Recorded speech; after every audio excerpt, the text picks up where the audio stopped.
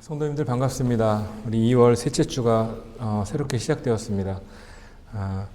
우리 성도님들과 함께 말씀 보도록 하겠습니다. 오늘 말씀 시편 33편 18절에서 20절까지의 말씀입니다.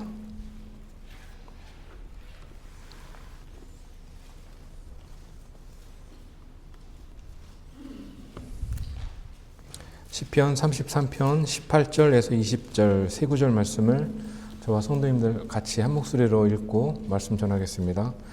18절 읽겠습니다. 시작. 보라, 주의 눈은 그분을 두려워하는 자들 곧 그분의 긍휼에 소망을 두는 자들 위에 있나니 이것은 그들의 혼을 사망에서 건지며 기근 중에서 그들을 지켜 살게 하려 함이로다. 우리의 혼이 주를 기다리나니 그분은 우리의 도움과 우리의 방패시로다. 아멘. 함께 기도드리겠습니다. 하나님 아버지, 오늘도 우리에게 주님을 찬양하고 또 경배하는 이 시간 앞에 우리를 불러 모아주신 것을 감사드립니다. 우리의 혼이 주님을 기뻐하며 이 시간 주님의 말씀을 듣기를 사모하는 마음으로 이 자리에 있게 하시고 우리의 마음 가운데 하나님의 그런 말씀이 들어올 때에 우리가 감사함으로 그 말씀 받을 수 있도록 인도해 주십시오. 또 육신이 약하여 또 형편에 따라 함께 참석하지 못한 우리 지체들이 있습니다. 있는 곳에서 주님을 찬송케 하시고 그분들을 함께 위로하시며 동일한 평안과 위로를 주시기를 간절히 원하며 예수 그리스도의 이름으로 감사 기도드렸습니다. 아멘. 네, 말씀 제목은 우리의 도움과 방패가 되시는 하나님입니다. 시편, 지금 읽으신 시편 33편은 하나님의 사람들 또 의인들이 살아갈 때 겪는 생사화복에 대한 내용을 다루고 있습니다. 하나님의 사람들은 어떻게 할 때 안전이 유지되고 또 그런 안전한 삶을 영위하면서 살아갈 수 있는가? 또 하나님의 사람들은 어떤 삶의 자세로 살아야 최고로 유익이 되는 그런 삶을 살 수 있는가? 이러한 주제에 대해서 다윗이 기록한 시편 우리 33편에는 하나님의 사람들이 우리의 삶에서 우리의 삶이 유익한 삶이 될 수 있도록 만들어주는 세 가지의 중요한 사실이 나와 있습니다. 첫 번째는 우리가 읽지 않은 부분이지만 1절 말씀입니다. 너희는 주를 기뻐하라. 오 의로운 자들아, 너희는 주를 기뻐하라. 찬양은 곧바른 자들이 마땅히 행할 바로다. 아멘. 이렇게 기록하고 있습니다.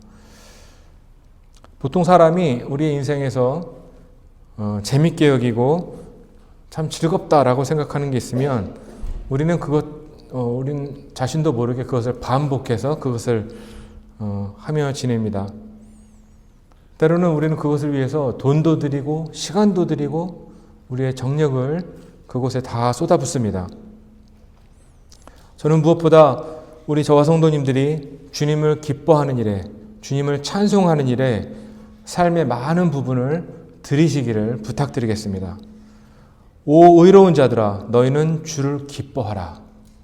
비록 우리 세상에는 삶의 슬픈 일들과 고된 일들을 겪지만 이 말씀의 명령대로 주님을 기뻐하십시오. 너희는 주를 기뻐하라. 이 말씀을 기억하십시오. 두 번째, 우리 성도들의 삶을 유익하게 만드는 두 번째는 바로 진리입니다. 4절 말씀을 한번 보시겠습니다. 주의 말씀은 옳으며 그분의 모든 일은 진리 안에서 이루어지는도다. 아멘. 이것이 두 번째 원칙입니다. 하나님은 전지전능하시고 어떤 것에서도 절대 제한받지 않으시는 그런 하나님이십니다. 그렇지만 하나님은 자신의 진리 안에서 그 진리에 따라서만 하나님은 역사하십니다. 하나님은 진리로 온 우주와 하늘과 땅을 만드셨습니다. 우리 성도의 삶이 어떤가를 우리가 한번 알기 원하면 그 성도가 진리에 대한 태도가 어떤가를 한번 보시면 그 성도의 삶의 태도가 다 드러난다고 저는 믿고 있습니다. 평소에는 진리에 대해서 정말 확고하다가도 상황에 따라, 형편에 따라, 내 기분과 감정에 따라, 내가 처한 일에 따라서 진리에 대한 입장이 이리 바뀌고 저리 바뀌고 이렇게 된다면 그것은 진리를 따르는 것이 아닙니다. 특별히 진리 가운데 우리 성도들은 우리 하나님 말씀, 우리 지금 손에 들고 계신 우리 성경책을 정말 사랑하셔야 됩니다. 제가 말씀 한 구절을 읽어드리겠습니다. 잠언 4장 4절 5절에 이런 구절이 있습니다. 한번 들어보십시오. 아버지도 나를 가르쳐 내게 이르기를 내 말들을 내 마음에 간직하라. 내 명령들을 지키라. 그리하면 살리라. 지혜를 얻으며 명철을 얻으라. 그것을 잊지 말며 내 입의 말들에서 돌이키지 말라.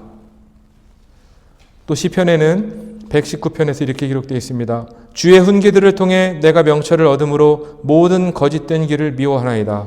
주의 말씀은 내 발의 등불이요 내 길의 빛이니이다. 이렇게 기록하고 있습니다. 진리가 무엇보다 저와 성도님들의 삶의 가장 최고의 가치가 되기를 원합니다.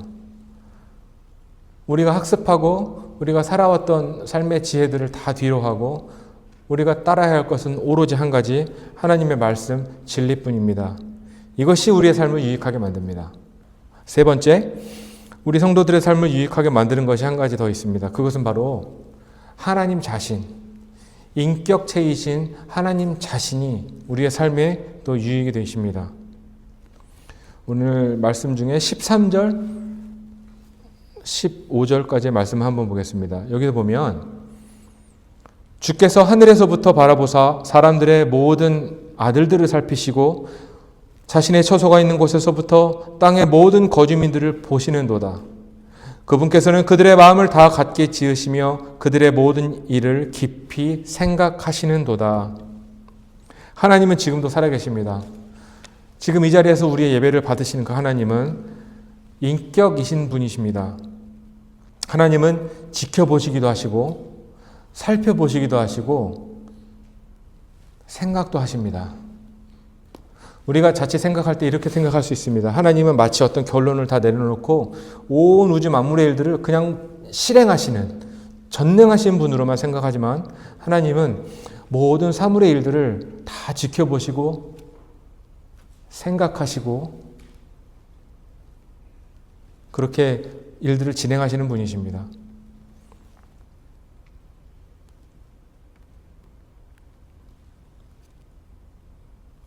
때로는 하나님은 고민하십니다. 이 하나님께서 사람들을 향한 결론이 한 가지가 있습니다. 그게 16절과 17절에 나와 있습니다. 지금 읽으신 15절까지의 말씀 바로 뒤에 있는 16, 17절의 말씀이 이렇게 기록되어 있습니다. 많은 군대로 구원받은 왕이 없으며 용사가 많은 힘으로 구출받지 못하는도다. 안전을 위해서는 말도 헛되나니 그가 자기의 큰 힘으로 아무도 건지지 못하리로다. 아멘. 하나님은 자신의 구원받은 사람들뿐만 아니라 모든 세상의 사람들에게 공통적인 원칙이 한 가지가 있다고 말씀하십니다. 그것은 바로 뭐냐면 생사화복의 문제, 곧 사람이 안전하게 살고 사람이 위기에서 구출되고 병에서 낫고 죽을 위기에서 때로는 구원함을 받고 이런 문제는 힘으로 되는 것이 아니고 권력으로 되는 것도 아니고 바로 하나님의 뜻에 의해서 하나님의 말씀에 의해서 진리에 따라 된다고 말씀하십니다. 성경의 가장 가운데 있는 두 구절이 무엇인지 혹시 아십니까? 이 두꺼운 성경책 중에 가장 가운데 있는 두 구절을 제가 말씀드리겠습니다. 바로 시편 119편 8절 9절의 말씀인데 제가 읽어드리겠습니다. 주를 신뢰함이 사람을 신뢰함보다 나으며 주를 신뢰함이 통치자들을 신뢰함보다 낫도다. 그러니까 인생의 생사화복을 결정짓는 데 있어서 가장 중요한 요인은 바로 우리가 누구를 의지하느냐, 누구를 신뢰하느냐에 달려 있다는 것입니다. 우리 본문 말씀으로 한번 다시 돌아가 보겠습니다.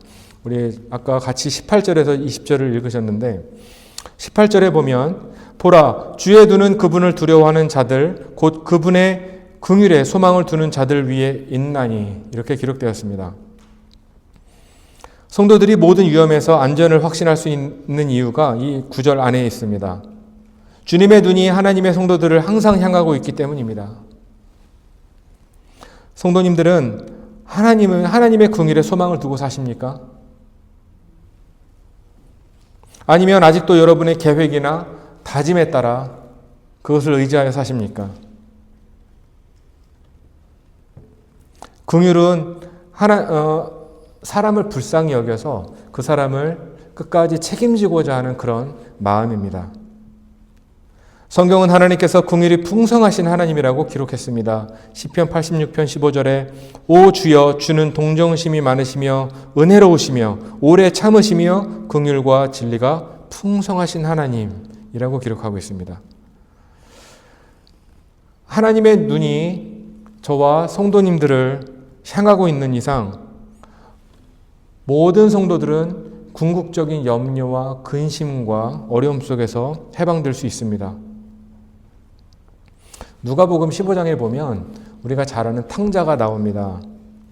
이 탕자가 다른 나라로 떠나서 모든 것을 잃고 또 탕진하고 버림받아서 죽게 되었을 때 그가 아버지에게로 다시 오고자 결심을 했습니다.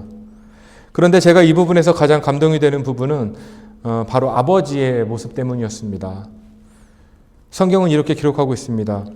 아들이 돌아오는 모습을 기록하면서 그러나 그가 아직 멀리 떨어져 있을 때에 그의 아버지가 그를 보고 불쌍히 여겨 달려가 그의 목을 껴안고 그에게 입을 맞추매. 그리고 아버지가 이어서 이렇게 말합니다. 이 내 아들은 죽었다가 다시 살아났으며 그를 잃어버렸다가 찾아노라 하니 그들이 즐거워하기 시작하더라. 저는 이게 궁금했습니다. 어떻게 이 아버지는 아들이 돌아온다는 소식을 알고 있었을까? 어떻게 아들이 돌아온다는 것을 때마침 알고 마중을 나갈 수 있었던 것일까? 누가 소식이라도 전해주어서 아들이 오고 있다는 소식을 전해준 것이라도 한 것일까? 아닙니다. 이 아버지는 아들이 떠난 이후로 매일을 밖에서 아들을 기다렸던 것입니다. 말씀을 통해 그것을 알 수가 있습니다. 아버지는 아들이 이미 눈에도 보일락 말락한 먼 거리에서 이미 아버지를 향해서 오고 있는데 아버지는 이미 알았습니다. 형상은 불분명하지만 저것이 내 아들이다라는 것을 아버지는 알았습니다. 그렇게 우리 하나님 아버지와 같이 이 아버지는 자신의 아들이 누구인지 다 아는 것입니다. 아들을 향해서 시선을 멈추지 않고 그 아들이 항상 기다리고 있을 때, 내가 기다리고 있을 때 저 멀리였지만 다가올 때에 신속하게 아들을 향해 달려갈 수 있는 것. 이것은 바로 하나님 아버지께서 이 탕자의 아버지처럼 긍휼을 베푸시는 분이시기 때문에 우리 말씀을 통해서 하나님의 아버지의 말씀을 알 수가 있습니다. 이것이 바로 하나님의 긍휼입니다. 이것이 바로 하나님께서 사람을 불쌍히 여기는 그런 마음입니다. 본문의 18절 말씀은 우리가 그 하나님의 긍휼에 소망을 둘 것을 말씀하고 있습니다. 정말 희망을 찾고 정말 소망을 찾고 싶으시다면 하나님의 긍휼을 의지하십시오. 우리 19절 말씀을 이어서 보시겠습니다. 이것은 그들의 혼을 사망에서 건지며 기근 중에서 그들을 지켜 살게 하려 함이로다. 아멘. 구원은 오로지 하나님에게서만 옵니다. 시편 62편 2절에는 오직 그분만이 나의 반석이시요 나의 구원이시요 나의 방벽이시니 내가 크게 흔들리지 아니하리로다. 아멘. 우리 조금 전 읽은 17절 말씀을 한번 보시기 바랍니다. 17절 말씀에는 우리 강력한 우리 전쟁의 무기인 병기 말에 대해서 나옵니다. 우리 군사가 말을 의지하는 것은 당연한 것입니다. 나를 태우고 전쟁에 투입되는 병기, 말. 군사는 전쟁에 대비해서 말을 훈련시켜야 합니다. 평소부터 말을 잘 먹이고 체력을 유지시켜야만 그 험난한 전투에서 이 군사를 등에 업고 말은 그 임무를 수행할 수가 있기 때문입니다. 그런데 전쟁에 나가면 생각지도 못한 변수가 생깁니다. 나의 말이 가장 강력할 것이라고 생각했는데 적군은 나보다 더 빠른 말을 대동해서 나를 추격하고 있다는 것입니다. 내 말이 가장 강력하다고 믿었는데 적군의 활이 내 말에 치명상을 입히면 말은 쓰러질 것입니다. 그리고 말 위에 올라탄 나는 꼭 죽음을 맞이하게 될 수도 있습니다. 내 말이 또 강력한 말이라고 믿었는데 결정적인 순간에 말이 발을 다쳐서 절뚝거리게 되면 또 내 목숨도 그 순간 함께 내놓아야 합니다. 그냥 오히려 말에서 뛰어내려서 그냥 어딘가로 도망가는 게 훨씬 나을 수도 있겠죠. 내가 믿고 신뢰하는 강력한 말이라 할지라도 하나님께서 도우시지 않으면 그 끝은 실패요, 죽음입니다. 아멘. 이것이 바로 17절에 나오는 그 말씀입니다. 그가 자기의 큰 힘으로 아무도 건지지 못하리로다. 성도들의 혼을 안전하게 지키시고 기근과 같은 힘든 상황에서 성도들을 안전하게 지킬 수 있는 것은 바로 하나님께서 우리의 구원이 되시기 때문입니다. 아까 읽었지만 20절 말씀을 한 번 더 읽어주시기를 부탁드리겠습니다. 시작. 우리의 혼이 주를 기다리나니 그분은 우리의 도움과 우리의 방패시로다. 아멘. 사실 우리가 위험한 순간뿐만 아니라 모든 순간마다 주님을 기다리는 그러한 믿음이 있으시기를 부탁드리겠습니다. 제가 탕자 얘기를 한 번만 조금 더 하겠습니다. 탕자는 본인이 가진 돈이 있고 혈기가 있고 계획이 있고 힘이 있을 때는 아버지의 존재감과 아버지의 가치에 대해서 그렇게 감사하게 여기지 못했던 아들이었습니다. 그런데 자신이 죽을 지경이 되니까는 그때에서야 아버지 생각이 나고 땅을 치면서 엎드려서 나는 아버지께로 다시 가야 되겠다라는 마음을 하게 되었습니다. 저와 성도님들은 20절의 말씀대로 주를 기다리나니 우리가 속히 주님께 날마다 주님께로 가실 수 있기를 부탁드리겠습니다. 20절의 말씀에는 하나님께서 우리를 도우시는 특이한 특징적인 부분이 등장합니다. 그것은 바로 방패입니다. 우리 성도님들이 군인이라고 한번 생각해 보십시오. 전쟁에 말을 타고 참가한 군인인데 내가 무기가 떨어지고 내 힘이 바닥이 나고 더 이상 후퇴해도 물러설 곳이 없는 이 상황에서 그래도 우리가 아직 안전하다고 확신할 수 있는 것은 하나님께서 우리의 방패가 되시기 때문입니다. 아직 우리에게는 방패가 있습니다. 실제로 하나님께서 우리가 싸움에서 매번 이기도록 인도하시지는 않습니다. 우리 인생의 일들이 또한 그렇습니다. 때로는 간절히 기도하고 눈물로 간구했지만 하나님께서는 우리를 그냥 그 자리에서 실패를 허락하실 때도 있습니다. 그래서 때로 성도들이 하나님을 원망하고 하나님을 떠나는 일이 종종 있습니다. 그런데 잊지 마십시오. 우리가 마지막 순간에 우리가 바라봐야 할 것은 하나님께서 우리의 방패가 되신다. 성도들의 실패와 눈물의 순간을 하나님께서는 방패로서 위로하시고 방패로서 또 막아주실 것입니다. 군사들이나 다른 병력들이 방패를 사용할 때 좀 특이한 것이 한 가지가 있습니다. 이 방패를 손에 들고 방패로 우리의 몸을 막을 때는 공격을 하는 순간이 아니라 우리가 방패 안으로 몸을 숨겨야 되는 순간입니다. 최소한 나의 공격력은 최소화시키고 방패만 의지하여 우리가 그 속으로 숨어 들어가야 합니다. 하나님은 왜 우리의 방패가 되실까요? 제가 말씀을 보면서 하나님께서 우리의 방패가 되시는 두 가지 이유를 한번 찾아보게 되었습니다. 그 첫 번째는 하나님께서 우리로 하여금 우리의 약함을 보게 하시기 위함입니다. 동시에 하나님은 우리로 하여금 강하신 하나님을 드러내십니다. 시편 89편 8절에 오 주 만군의 하나님이여 누가 주와 같이 강하신 주시니까 무엇이 주를 둘러싼 주의 신실하심과 견줄 수 있나이까. 아멘. 군사가 전쟁에 참가했다가 방패 아래에 있는 만큼은 그 순간만큼은 어떤 무기보다 방패를 의지해야 합니다. 사무엘하 22장에 다윗의 고백을 한번 들어보십시오. 오늘 본문 말씀도 다윗의 고백이지만 이런 말씀이 있습니다.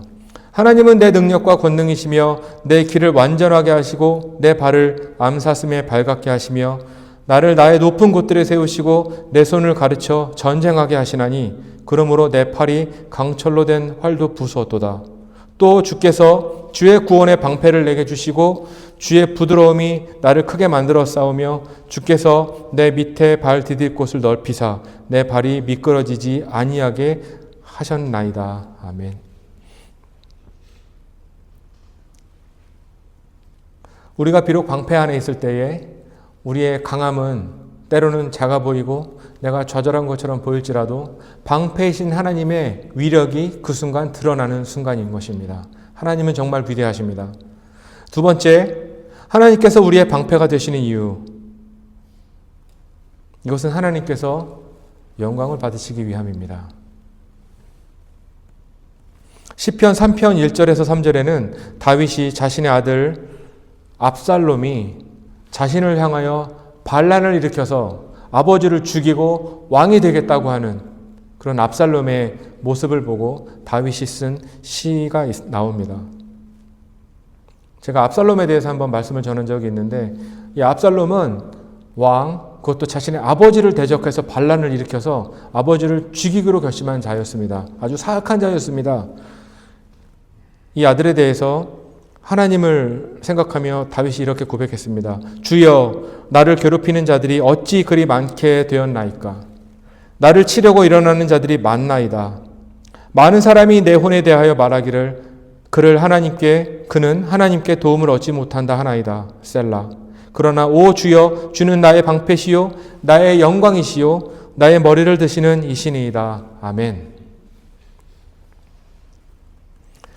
하나님의 창조의 역사와 구원의 역사의 목적은 바로 하나님의 영광입니다. 요한계시록 4장 11절은 모든 것이 하나님의 기쁨을 위해서 만들어지고 창조되었다고 또 기록하고 있습니다. 하나님께서 성도들을 도우시는 궁극적인 이유, 하나님께서 우리의 방패가 되시는 궁극적인 이유, 하나님께서 우리의 도움이 되시는 궁극적인 이유는 하나님께서 우리의 찬양이 되시고 영광을 받으시기 위함입니다.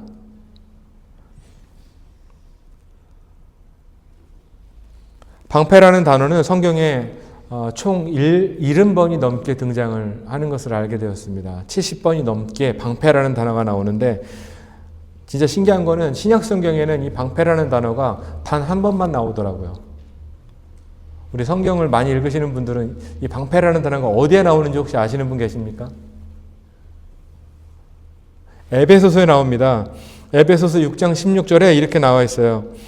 모든 것 위에 믿음의 방패를 취하여 그것으로 너희가 능히 그 사악한 자들의 모든 불화살을 끄며. 어떻게 방패로 불화살을 끕니까? 방패는 공격 무기가 아닌데 어떻게 끄겠어요? 불화살을 방패로 다 막을 수 있다는 것입니다. 왜 신약 성경에는 방패라는 단어가 한 번만 나올까? 저는 궁금했습니다. 제가 어제 말씀을 이제 주중에 생각하다가 이런 생각을 하게 됐습니다. 아마도 믿음이라는 것이 있어서 방패라는 단어를 대신하게 되지 않았을까라는 생각을 하게 되었습니다. 실제 에베소서에서는 믿음의 방패라는 단어를 기록하고 있습니다. 우리의 방패가 되시기 위해 예수님께서는 십자가에 달려 죽으시고 우리의 믿음의 창시자가 되셨습니다. 예수님께서 십자가에서 죽으셨을 때 하나님은 예수님의 어떠한 보호막도 방패도 되어주지 않으셨습니다. 심지어 예수님은 하나님을 아버지라고 부르지도 못하시고 하나님이라고 부르셨습니다. 나의 하나님이여, 나의 하나님이여, 어찌하여 나를 버리셨나이까? 성경 전체에서 유일하게 하나님께서 방패가 되기를 거절하신 사건은 오로지 예수님의 십자가 사건, 바로 그 순간이었습니다. 사도 바울은 죄를 알지도 못한 예수님께서 우리를 위해 십자가 위에서 예수님께서 죄가 되셨다고 기록하고 있습니다. 하나님의 진노와 하나님의 심판은 어떠한 방패도 소용이 없습니다. 경찰이나 군인들이 갖고 다니는 방패 중에 아주 고급 소재로 만들어진 방패들이 있습니다. 폴리카보네이트라는 아주 특수한 플라스틱으로 만들어진 그런 두꺼운 방패 같은 것들은 웬만한 총탄도 다 막아내는 그러한 위력의 방패인 것입니다. 그렇지만 그 어떠한 강력한 방패도 하나님의 심판을, 하나님의 진노를 막아낼 수가 없는 것입니다. 이것에 대해서 이사야 53장은 이렇게 기록하고 있습니다. 예수님께서 아무런 방패와 보호막도 없이 하나님의 심판과 하나님의 진노를 받는 그 순간에 대해서 그는 학대를 당하고 고난을 당하였어도 자기 입을 열지 아니하였으며 도살장으로 향하는 어린 양같이 끌려가며 털 깎는 자 앞에서 잠잠한 양같이 자기 입을 열지 아니하는도다. 그는 감옥에도 가지 못하고 공정한 재판도 받지 못하였으니 누가 그의 세대를 밝히 드러내리요. 그는 산자들의 땅에서 끊어졌으며 내 백성의 범법으로 인하여 매를 맞았도다. 이 말씀에 보면은 예수님은 감옥에도 가지 못하고 공정한 재판도 받지 못하였다고 했습니다. 예수님은 실제로 체포가 되고 기소가 되고 재판을 받고 집행하는 데까지 고작 6시간밖에 걸리지 않았습니다.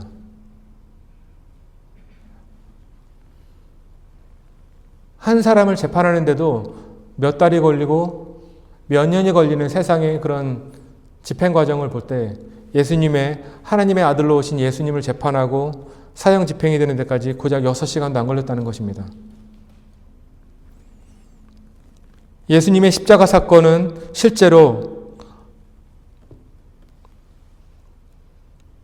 하나님께서 예수님의 방패가 되시기는커녕 창세 이후에 하나님께서 가지고 계셨던 모든 진노와 누적된 모든 죄의 심판을 예수님 한 분에게만 쏟아 부으셨습니다. 정말 더 엽기적인 것은 무엇인지 아십니까? 예수님의 이 십자가 사건, 이 억울한 재판을 보고도 이것을 기뻐하고 이것을 즐거워한 사람이 있었다는 것입니다. 그게 누구일까요? 바로 하나님이십니다. 같은 이사야 53장 10절에 이렇게 기록되어 있습니다. 그러나 주께서 그를 상하게 하시는 것을 기뻐하사 그를 고통에 두셨은즉 주께서 그의 혼을 죄로 인한 헌물로 삼으실 때에 그가 자기 씨를 보고 자기 날들을 길게 하며 또 주의 기뻐하는 일이 그의 손에서 번영하리로다. 그가 징벌을 받음으로 우리가 화평을 누리고 그가 채찍에 맞음으로 우리가 고침을 받았도다. 아멘. 예수 그리스도는 하나님께서 교회 시대에 은혜 시대에 주신 최고의 방패입니다. 예수님은 심판날의 변호인이시며 또 믿음의 주체이시고 하나님의 긍휼 그 자체이십니다. 사랑하는 성도 여러분, 이번 한 주 동안에 우리들은 우리 삶에 무슨 일이 벌어질지를 내 직장에서 또 학교에서 내 가정에서 내가 걸어가는 어느 길에서 무슨 일이 벌어질지 우리는 한 치 앞도 알지 못하고 살아가는 사람들입니다. 저와 성도님들은 방패가 필요합니다. 우리의 생명에 대하여, 우리의 발걸음에 대하여, 우리의 육체에 대하여는 우리는 그 앞을 모르고 살고 있습니다. 우리 모두가 더 하나님의 방패 아래 거하길 원하고 그로 인해 하나님 한 분에게만 영광을 돌릴 수 있기를 부탁드리겠습니다. 이번 주에도 무엇보다 우리 방패 되시는 하나님께 큰 영광 돌리면서 한 주 사시기를 부탁드리겠습니다. 기도하고 마치겠습니다.